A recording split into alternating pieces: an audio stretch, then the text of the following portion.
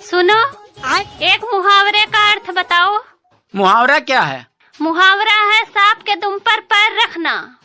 सांप के दुम पर पैर रखना? हाँ। बताऊंगा तो मारोगी नहीं? अरे नहीं मारूंगी। पहले कसम खाओ, मारोगी नहीं? तुम्हारी कसम नहीं मारूंगी। तो सुनो, मुहावरे का अर्थ है बीबी को मायके जाने से रोकना। सुनो जी, आपको पता है मेरे गांव में सबसे पहले 24 घंटे बजने वाला रेडियो मेरे पापा ने ही लाया था। अरे पागल, अपने माँ के बारे में ऐसा नहीं बोलते।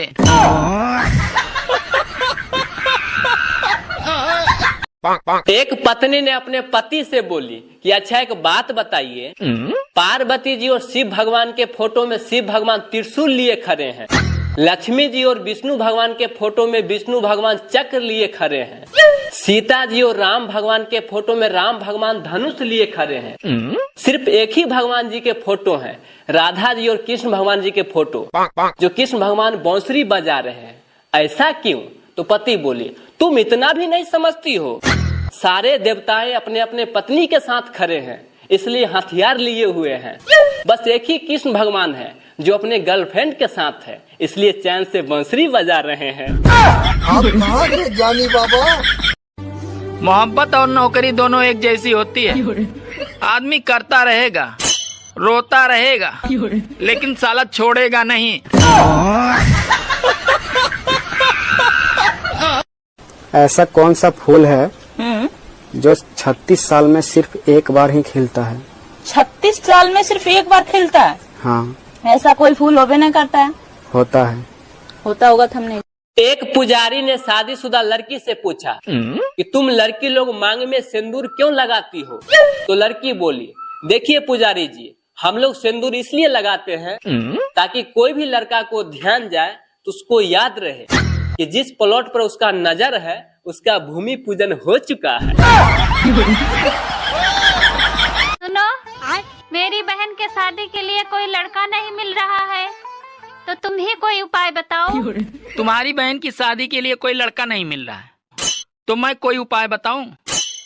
अरे उससे कह देना कि कोबरा सांप के माथे पर कुमकुम का टीका लगाए और उसके पूंछ को काले धागे से बांधे, तो उसको तुरंत ही सुंदर और सुशील लड़का मिलेगा। भाई ये बिजली कौन है? बिजली सरकार की वो चरित्रहीन पुत्री है जो कभी भी चली जाती है। कभी कभी तो पूरी रात गायब रहती है, कभी कभी तो 2-2 दिन तक गायब रहती है। और अगर कहीं गलती से उसका बॉयफ्रेंड तूफान आ गया तो भाई साहब हफ्तों नहीं मिलेगी, हफ्तों। बैगन। हाँ।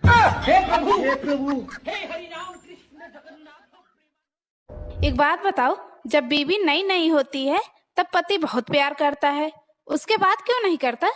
अरे मेरी जान, जब ढोल नया नया होता है ना, उसको बजाने में तभी मजा आता है। जब ढोल पुराना होकर फट जाता है ना, तो उसको कोई नहीं बजा। रुको जरा, सुनो। हाँ? मैं 2 दिन से तुम्हें देख रहा हूँ कि मैं दारू पी रहा हूँ और सिगरेट भी पी रहा हूँ, पर तुम मुझे मना क्यों नहीं कर रही हो?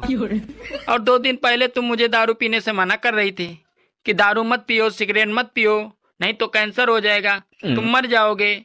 अरे वो 2 दिन पहले एक LIC वाले भैया आए थे, वो मुझे सभी फायदे बता के गए हैं। दोस्तों, बच्चा जब जन्म लेता है तो दादी बोलती है पोते का आंख मुझ पे गया है, चाचा बोलते हैं कि भतीजे का बाल मेरे जैसा है, पापा बोलते हैं चेहरा तो बिल्कुल बेटे का मेरे जैसा है, मम्मी बोलती है स्माइल तो बिल्कुल मेरे ही जैसा है। लेकिन वही बड़ा होके जब लड़की को छेड़ता है तो सब लोग ये बोलते हैं पता नहीं हरामखोर किस पे गया है। परेशान मत होना दोस्तों, जिस तरह गर्लफ्रेंड छोड़कर चली जाती है, ठीक उसी तरह ये गर्मी भी एक दिन छोड़कर चली जाएगी। पहले की पत्नियों के लिए पति परमेश्वर होते थे और आज की पत्नियां पति को ही सीधे परमेश्वर के पास भेज दे रही हैं। पूरा सुनिए, मजा आएगा।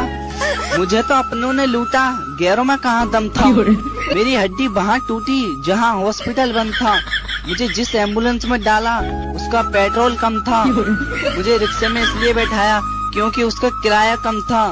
मुझे डॉक्टरों ने उठाया, नर्सों में कहाँ दम था। मुझे जिस बेड पे लेटाया उसके नीचे बम था। मुझे तो बम से उड़ाया, गोली में कहाँ दम था। और मुझे सड़क में दफनाया क्योंकि कब्रिस्तान में फंक्शन था। आजकल शादीशुदा मर्द का सबसे बड़ा संघर्ष सिर्फ पैसे कमाना ही नहीं है, बल्कि घरवाली के हाथों जिंदा बच जाना भी एक संघर्ष है। अरे प्रेमी बनो तो जेल जाओ और पति बनो तो जान से जाओ, इससे अच्छे तो कुंवारे ही ठीक है। अरे लव मैरिज वाले ड्रम से डर रहे हैं और अरेंज मैरिज वाले हनीमून से डर रहे हैं। मेरी मानो तो बाबा बन जाओ, क्योंकि आजकल देश में वही मजे कर रहे हैं। सुनो, चल तो रहे हो मेरे मायके, पर तुम अपना मूड ठीक रखना। वहाँ कोई लड़ाई झगड़ा नहीं करना मेरे साथ। क्यों? क्योंकि वो मेरे पापा का घर है। अच्छा, वो तेरे बाप का घर है और ये मेरे बाप का घर क्या कुरुक्षेत्र का मैदान है जो तुम रोज बिना बात के महाभारत करती हो? मैं जा रहा हूँ। अरे जा, मुझे किसी की जरूरत नहीं है। अरे जब मैंने अपने दिल में रहने वालों के जाने का अफसोस नहीं किया तो घर से जाने वालों की परवाह क्या करूंगा।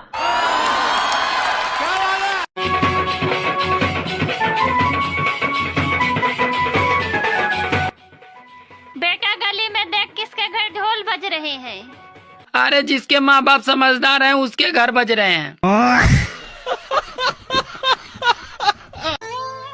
सुनो जी, ये लव मैरिज करने से फायदा क्या होता है? अरे पागल, लव मैरिज करने से फायदा ये होता है कि सुहाग रात के दिन शर्माना नहीं पड़ता है। अरे आगरा का ताजमहल इस बात का गवाह है दोस्तों कि औरतें मरने के बाद भी आदमी की जेब खाली करवा सकती हैं। सुनो जी, तुम मुझसे प्यार करते हो ना? अरे हाँ, बिल्कुल शाहजहां की तरह। मतलब मेरे मरने के बाद तुम ताजमहल बनवाओगे? अरे पागल, मैं प्लाट ले चुका हूँ, बस देर तो तू ही कर रही है। बात कुछ समझ न आए। अगर शादी न करो तो तन्हाई मार देती है और अगर शादी कर लो तो साली लुगाई मार देती है। महिलाओं को आप जो भी कुछ दें बदले में आपको ज्यादा लौटाती हैं। जैसे आप इन्हें मकान दें, ये आपको घर करके देती हैं। आप इन्हें अनाज दें, ये आपको भोजन बना करके देती हैं। आप इन्हें मुस्कुराहट दें, ये आपको अपना दिल दे देती हैं। मतलब आप महिलाओं को सर जो भी कुछ दें बदले में आपको ज्यादा ही लौटाती हैं। तो यदि हम इन्हें कोई छोटी मोटी तकलीफ दें, जो माँ की नहीं सुन रहा वो राहुल गांधी, जो बाप की नहीं सुन रहा वो अखिलेश यादव, जो किसी की नहीं सुन रहा वो नरेंद्र मोदी, और जिसकी कोई नहीं सुन रहा वो केजरीवाल। एक ससुर ने अपने दामाद को दहेज में हेलमेट दिया तो दामाद बोला, अरे ससुर जी मेरे पास तो बाइक नहीं है, तो फिर आप मुझे हेलमेट क्यों दे रहे हैं? तो ससुर जी बोले, अरे पागल, तुम्हारी सास ने अपनी बेटी को स्टील का बेलन दिया है।